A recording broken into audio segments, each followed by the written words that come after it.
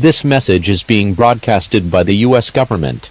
Do not turn off your device and listen to the following message. An unknown entity has been seen in multiple states. This entity is 13 feet tall, completely devoid of any color and has no recognizable features on its face that a human being would normally have.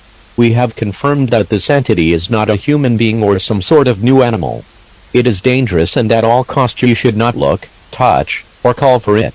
It also seems to have incredible speed that has never been seen before. Since its discovery, which was 2 hours ago, 124 persons have gone missing and 7 have been found mutilated and unrecognizable. The entity has been seen in the following states: North Dakota, South Dakota, Iowa, Minnesota, Wisconsin, Michigan, Missouri, and Nebraska. It was last seen in Iowa, Estherville. If you reside in any of these following states, listen to the following directions.